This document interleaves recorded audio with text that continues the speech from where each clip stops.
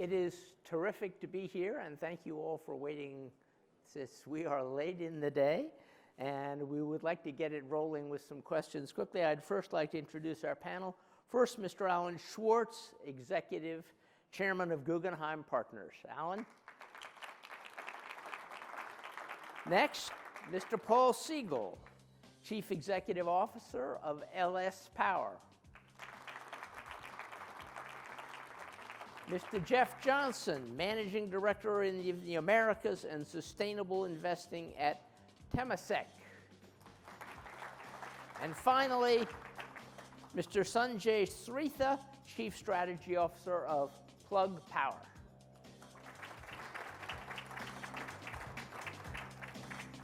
Okay, gentlemen, let's sit down and get rolling. I want to set the stage with one number to sort of, we talk glibly about doing things more quickly. And we talk glibly often about doing them bigger. But what we're actually faced with and what the people you've been hearing with today and most of you are working on is really a challenge whose scale and magnitude is a lot larger than we sometimes remember. And I want to give this one example.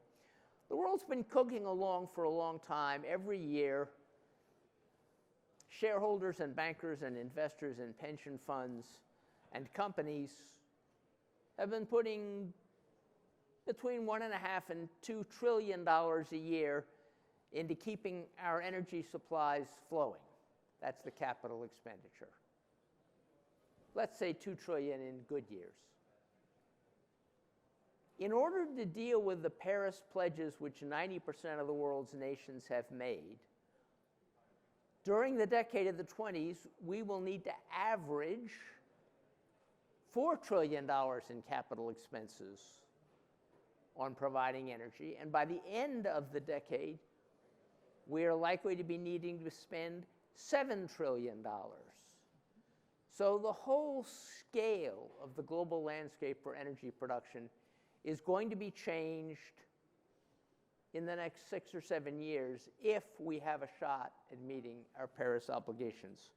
So with that comment, I would then like to ask each of my panelists, beginning with you, what difference has it made to your company's ability to move and scale rapidly that the U.S. passed IRA? What difference does IRA make for what you're doing? Go ahead, Thank Alan. you. Yes, I think IRA is the beginning, and I think it was a very good thing to do, and it is a catalyst that is making a lot of people think about how they can really scale investment at a rapid pace. But it is really, as I said, it's not really a big plan, it's a catalyst in many senses. Point number one, people want to understand all the components of it. Number two, what about the regulatory and the permitting? Number three, it can't just be the U.S. And I think that's understood. We've got a global economy that has allowed ourselves to have many of the most important raw materials and other things for the economy, as have been talked about for days, in just a couple of countries in the world, and whether or not we'd have access to them to go do the things we want to do is very, very unclear. So hopefully this is leaning in and talking to a number of countries by saying, rather than wait, we needed to get started. And there is a lot of activity going about how to use the IRA to deploy capital. But two things. One, it's got to be global because they've got to be able to figure out how they're going to get their raw materials and everything else and production, reshored. They can't have it all in the same places. So there's going to have to be cooperation, but moving quickly. And two, companies that we're working with that we finance who are looking at IRA projects are already finding, as they get further into it, that there are certain key components that aren't well thought about that are only in China, for example, and it's not clear if you do an IRA project that China is going to be able to allow you to use their components. So it's a really good start, but there's a lot more that has to be done. Paul, I know you've been doing a lot of expansion and you must have been running into some of these issues. How is IRA affecting your effort to grow your business As you're one of the intended beneficiaries of this law, is it benefiting you? I think it will ultimately. I think it's still early. We are, as Alan mentioned, still waiting on a lot of guidance and information yet to come from this city, from DC, and from our government. Clarity on that will be helpful. I think fundamentally what the IRA does is it lowers the cost curve across a variety of technologies. It makes it cheaper, hopefully more affordable for the ultimate customer. And I think that will ultimately accelerate things. But in the meantime, we are finding some lack of clarity, and some supply chain issues are rearing their heads that are slowing things down. Jeff, how is this playing out for Temasek? What adjustments, if any, are you making in your vision of where you can go? Yeah, I mean, for Temasek, I mean, as a global investor, basically across geographies and segments and asset classes, we really think, a lot about putting capital to work where, we can, earn the returns that we would expect to do. And certainly what IRA has done is provided, increasing clarity. I mean, Paul's points, well stated. But for us, we look a lot at trying to unpack what it's saying and how to think about which opportunities IRA is going to really accelerate adoption of, so technologies that already work that it can make go faster. Where are the ones that it's going to bridge them in a reasonable time frame to be economic and ultimately investable by some of our kind of core strategies? And then what are some things that are going to be perhaps supported in the longer term that have less clear business model or economics, but are important to be part of the kind of solution space? And so we have strategies and teams and ways we think about investing across all of those. Sanjay, as you guys move forward with green hydrogen, what's your assessment of the importance to the pace of the green hydrogen revolution that's going to result from IRA? Again, I think we at Plug, as a company focused on building the global green hydrogen ecosystem, obviously, as Paul said, we do need some more clarity, but IRA, in our opinions, is transformational policy support from the federal government. It is, one, going to make green hydrogen economical versus gray hydrogen in every single application. That's a transformational dynamics in the industry. So you are now the low-cost spread. That is correct. Yes, we are. And then what it does for us, right, and we talked about capital formation, and you mentioned all the money that we're going to need as a part of this whole energy transition and getting to the Paris Accord and everything else. So Plug was already committing a decent amount of its balance sheet capital to build a lot of these hydrogen plants here in North America.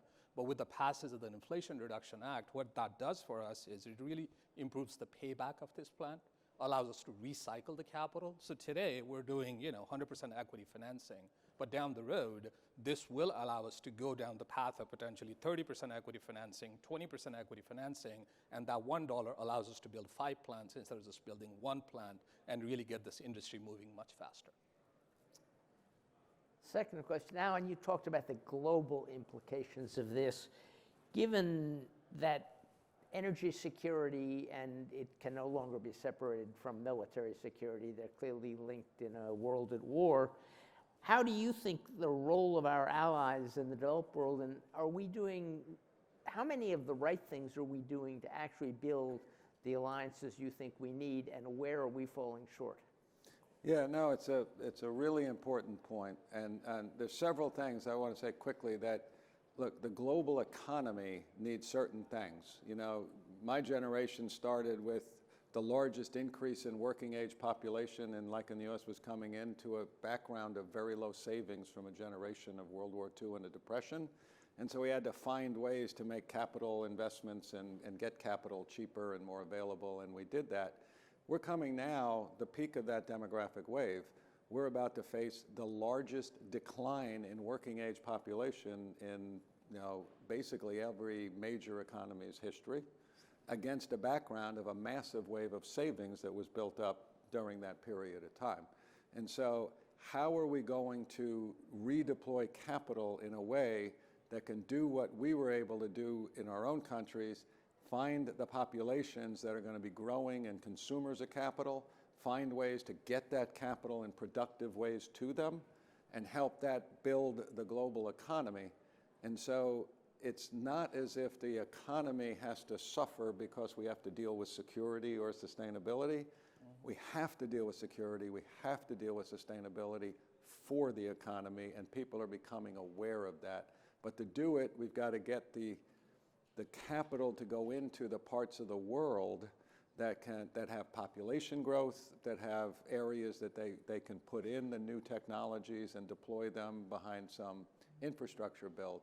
And I think we've been asleep on that, right? If you look at the latest World Bank report, there's a lack of investment in that part of the world. So I think, as I said, as a catalyst, I think the IRA is now getting people to wake up and say, how do we now work together and figure this out, and what's the right balance? And so your question about have we been doing it the right way, I would say no. Are we positioned to potentially start doing it in a much better way? I would say yes. Paul, what, from your point of view, what's missing in the package that's on the table now? What do we really need to go say, okay, this was a start, but what do you think we need to add to the mix? I think one of the major issues that we have not addressed is simplifying the permitting process here in the United States. I think we might hear more about that later this afternoon with our speaker. But the fundamental problem that we're dealing with is that we are seeing in the world of energy opposition from both sides of the political spectrum. Both sides of the political spectrum have become well-funded and sophisticated in terms of how to push back on getting anything built. And the reality is, here in the US, we have the benefit of not living in an authoritarian state. We still have processes. The question is, how many processes, who adjudicates those, and how do we do that quickly enough that we can push through and begin to deploy those trillions of dollars, Carl, that you mentioned at the introduction? Jeff, what do you think, what are the classes of investment that you would have been hesitant about before that you now are more interested in, or vice versa?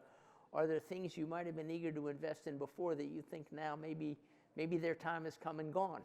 Well, it's interesting. I'd say at Temasek, we kind of started this journey on climate and sustainability, well before I joined and got involved. And so this very intentional work to go and kind of embed sustainability in the core of what we do, and how do we start to set up platforms and businesses and strategies that fall behind that, was going back 10 years or more. More recently, we've certainly started to accelerate that. We've been setting up new platforms and partnerships. Well before IRA came in, we set up something called Gen Zero, which is a carbon platform focusing on investing behind technologies and nature-based solutions and things that you have to underwrite to some meaningful value on carbon.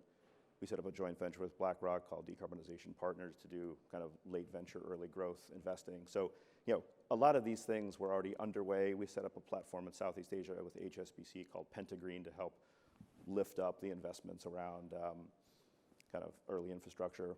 So when I think about what we're doing here in the US, all of this has brought obviously some additional competitive advantages to the technologies that are being developed here, which is attractive.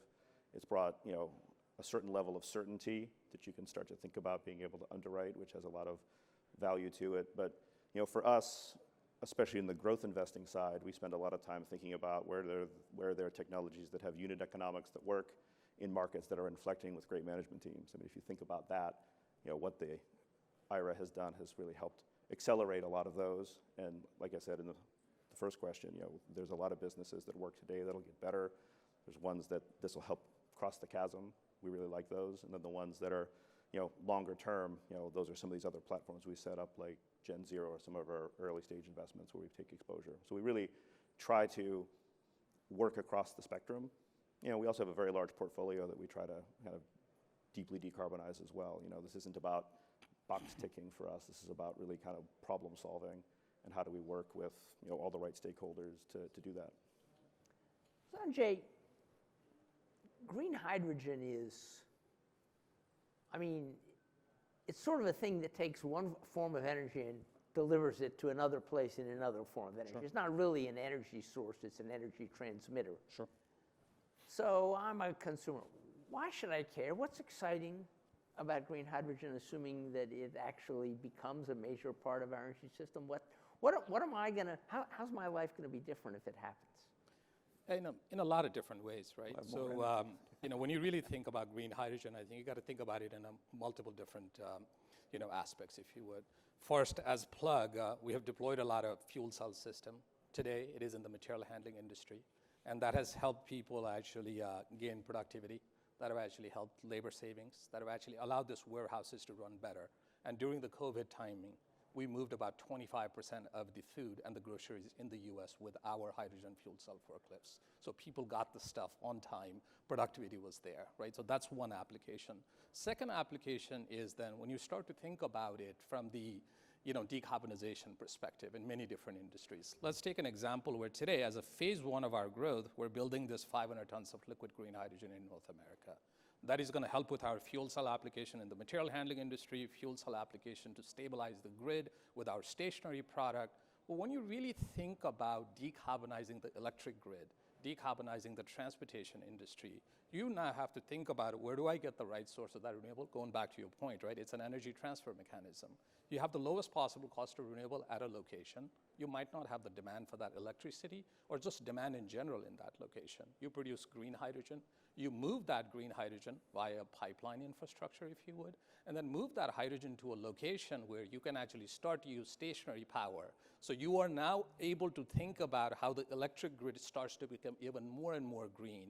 You're now starting to think about green hydrogen being economical at parity with diesel, eventually gasoline in multiple different applications where electrification can be done either with battery electric vehicle or with a fuel cell electric vehicle, right? So from a regular consumer's perspective, you're getting a menu of option and you're able to actually get that decarbonization benefit in not just one industry, but in multiple different industries. There's a lot of study. It says hydrogen can be 20% of the energy mix. It's a massive market, but I think that's probably how it ends up unfolding.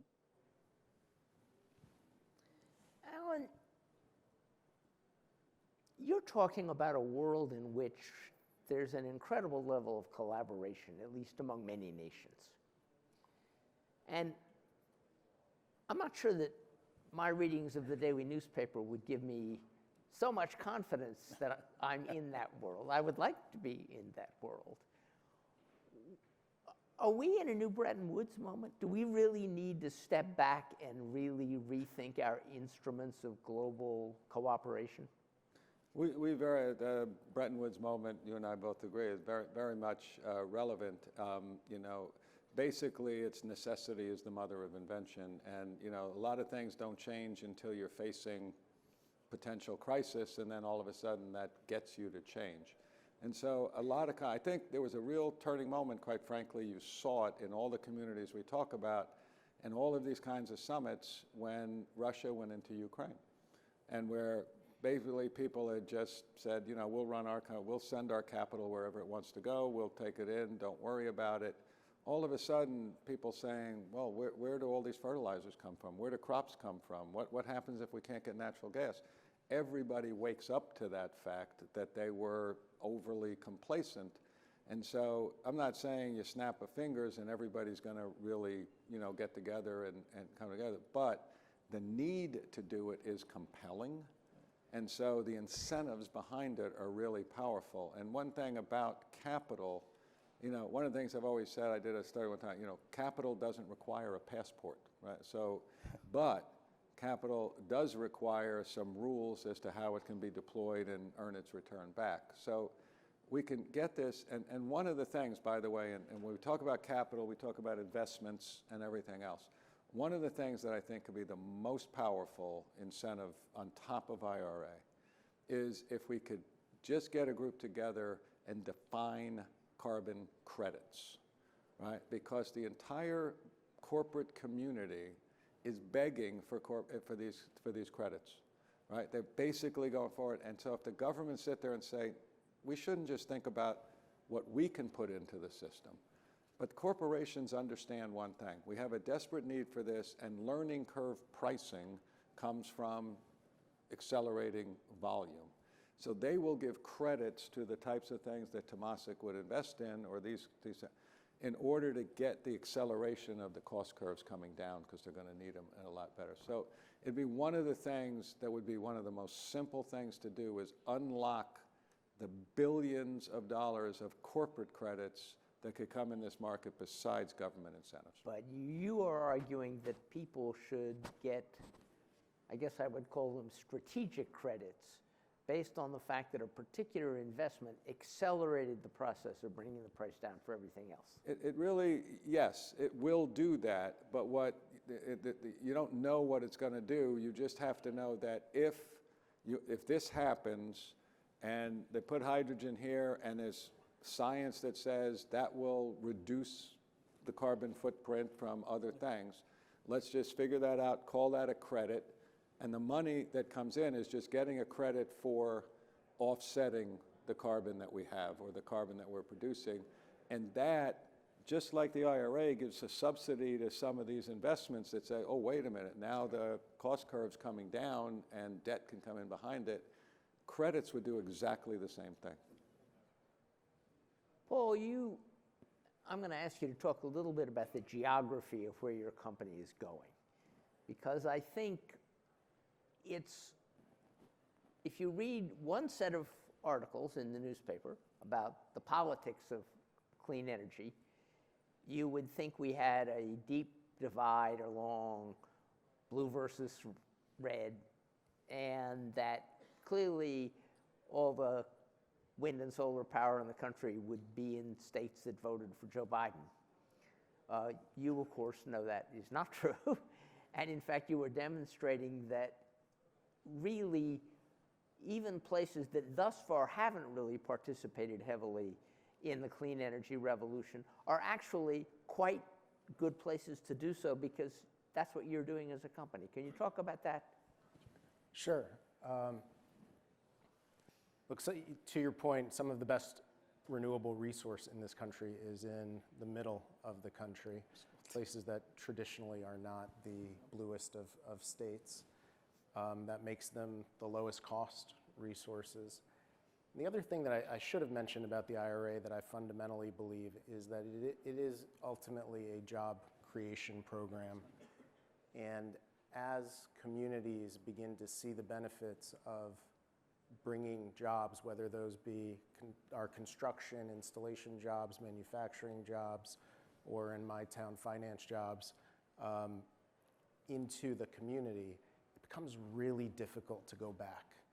And that, I think, might be the biggest ultimate legacy of the IRA, is that once we get this train moving, the momentum of it is going to carry us forward, and probably going to require future governments to continue to find ways to push that forward.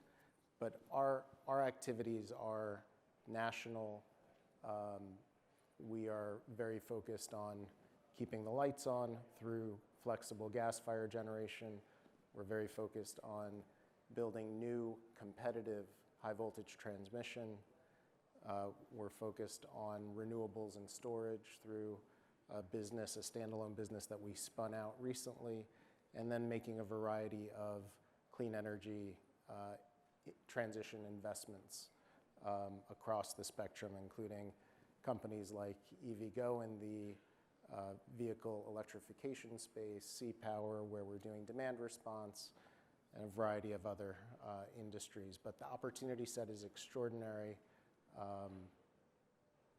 And to your point, it's going to, many of the opportunities and factories and jobs are moving to red states. Can you give us some examples of just, I think people, where you think some of your promising business opportunities lie in the next couple of years? Sure. Well, I think some of the most prominent things to highlight are where some of the manufacturers of the equipment that we and the automotive industry use. Let's look at batteries as an example. There's enormous industry emerging in places like Ohio, Georgia, Tennessee, Kentucky, billions upon billions of dollars being deployed. And again, I think it's going to continue because these are business-friendly places that attract capital and attract investment. Jeff, if you're looking at the finance side of all this, and if you had the opportunity to sit down with a hypothetical Secretary of the Treasury and say, look, this is one thing you need to do that would actually make it easier for people like me to identify and make the right investments, what would you ask the Secretary of Treasury? What's the biggest thing we haven't done that we should do? Yeah, well, if I stopped working at Temasek, I could say a lot more. I would say, look, in general, what IRA has brought is certainty on key things. And that certainty is something that we can allocate capital behind, make decisions about, and react to. So, Sanjay, in a world in which green hydrogen had been made abundant by companies like yours, what would happen to transportation? Yeah, so by the way, Carl, one another point I do want to mention, right, on your prior question about why should, general public care about the green hydrogen industry. I think this green hydrogen industry as a part of the whole energy transition gives a lot of folks in the traditional energy industry a fantastic soft landing, very similar skill set. It creates a lot of jobs that are very similar from their skill set standpoint, whether they're working in an oil and gas, transmission industry, coal industry, right? So I think that is something we shouldn't overlook. Now, if green hydrogen that we're working on becomes ubiquitous, which is our goal, becomes economical, then I think in the transportation industry, there are other industry that probably gets the adoption much faster, such as refining industry, such as ammonia industry, the existing traditional industrial market where, even in the steel industry, glass manufacturing, semiconductor industry, where you are using about 25,000 tons per day of that gray hydrogen. If green hydrogen is economical, why would you use gray hydrogen, right? It's a natural process of adoption, why it's the right thing to do, and folks will probably do that because it's driven by not just environmental benefit, but also economics. When you think about the transportation industry, it probably evolves in a few phases. First phase probably is something similar to what we're doing in Europe with Renault, light commercial vehicles, where you need to think about fast charging, range, and payload.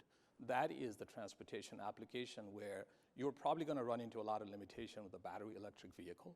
And it probably makes a lot of sense to go down the path of doing fuel cell electric vehicle, right? It's the same electrification at the end of the day. You're driving the electric motor, you get the similar benefit, but you get the additional benefit of payload, range, as well as fast charging. Then after that, I think you probably start to think about Class 7 and Class 8 truck market, where you are now talking about much longer distances, right? Battery will probably run into even a bigger challenges from a payload standpoint, charge time standpoint. That's another market where if we were to displace Class 7 and Class 8 trucks with fuel cell electric vehicle instead of diesel, you're talking about a demand creation of 200,000 tons per day. That's probably the next market you go. And eventually, as you get into 20, 25% kind of a penetration for the battery electric vehicle in the passenger car market, where folks who live in an apartment and might not have access to all the outlet, right? Where even the passenger car that needs to stay on the road a long time, where you want to actually make sure that you have a lot more flexibility from that fast fueling and fast range and keep that asset on the road a lot more. That's where I think you start to see the passenger vehicles. So it's, I think, like that. Second half of this decade, light commercial vehicle. End of this decade, it's probably long-haul trucking, and beyond that, you could see a scenario where the passenger car probably would make sense. I'm now going to ask each, this is hard stuff to deal with because we have clearly pushed natural systems well beyond what would have been prudent limits, and we're feeling a lot of pain as a result. And tomorrow morning we may pick up the newspaper and discover that another place somewhere has been hit by a devastating storm. So I want to ask each of our guests to take about a minute and a half to tell you why they are hopeful. What about this moment do you think we should be looking to and saying, at least we've got that opportunity we can take advantage of? So Sanjay, you want to begin first? I think, again, we all have to, obviously, despite which side of the aisle you're on or what part of the world you live in, the whole climate change is a real issue. Right? I think we today, given what has happened to the renewable electricity cost curve, what has happened to all the capital formation, so there is a menu of options that we actually have now in terms of really finding a proper energy transition here.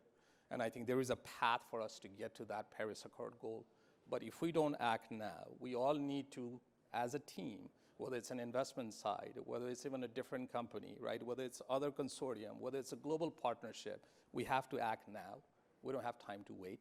But the beauty of this is there's a lot of things that are lining up that really allows us to attack this issue head on, but we can't wait. We need to act today, and it is now that we have to make sure that this critical issue is being dealt with, and we just really don't have any time to waste. Jeff, what's hopeful? Kind of building off of that, I mean, I think when I look at where we're at, like we need radical collaboration of everybody in this room and everybody else to make this work. And I've worked in startups at big companies and investors started companies, and it's just so interesting to look back and say there was a time when the startup community thought it could do everything by itself and knew everything and could just make it happen. And then you had the big companies trying, but typically putting the no in innovation and really struggling to get anything out the other side. And now I think we're seeing over the last 10, 15 years these models of how do you stitch those pieces together, how do you bring more of the ecosystem together, knowing that it's going to take everybody playing their roles to actually see this successful. And I think from my perspective, that's what gives me hope, is that we've got everybody here collaborating, working together to achieve that. We're far from where we need to be. There's still a lot left to do, but that's why I'm hopeful. Paul, what gets you up in the morning smiling? So we've all sat around here and talked about why this is hard and how it's going to take time. But one of the things that gets me motivated and excited about where we're going is demographics, and specifically, I see that through my kids. I've got 3 teenagers who are very aware of the existential threats to their future coming through our climate and humanity's impacts on the world. And they are motivated. I think their generation is motivated. And with the passage of time, we're going to have more and more of them and fewer of me. And they're very committed to this path. So that gets me a great deal of hope. Alan? Yeah, I want to go back to where you started, because you said it perfectly. We have to, in front of us, we have to deploy a massive amount of capital, massive amount more than we've deployed over the last several decades or more. And to get that done, are the components in place? And the components are sitting there in place, i.e. there is a number of technologies, a lot of on this room and others that we've heard about today, a lot of technologies have emerged that can make a very significant difference. Absolutely. There is also a massive amount of capital that is there to be deployed behind those new technologies. So it's not like we're sitting there saying, we can't do this because there's no way to do it. We don't know how to do hydrogen. We don't know how to do any of these things.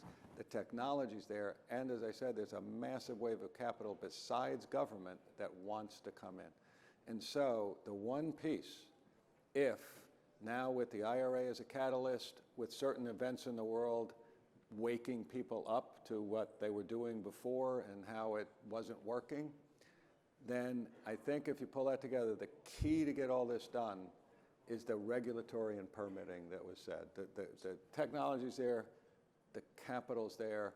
Can we come together and say, let's cut through the red tape and get this deployed and permitted in an aggressive way? And I think a number of companies coming together countries coming together wanting to do that has potential. And one last thing I'll say about demographics. While I agree, I'm inspired by the younger generation, I actually think what we're also seeing is that in the baby boom generation and older, all of a sudden, some of the things that are coming to the front page, they're saying, do I want to really leave that world behind for my grandchildren and my children? And so they obviously are motivated because they need to see the world that they can live in. But I think our generation's getting more motivated to say, hey, let's not leave behind the mess that it looks like we've created. Well, I'm going to go back 15 years, which is about when I started tracking projections and forecasts about what was going to happen with climate. And the reason I am hopeful when I get up in the morning is every single one of those forecasts underestimated what human beings were actually going to do to get on top of this problem. It's also true, every single one of those forecasts pretty much underestimated how much harm we had already done. So we have some repairing to do. It's not just a matter of prevention. We have some repairing to do.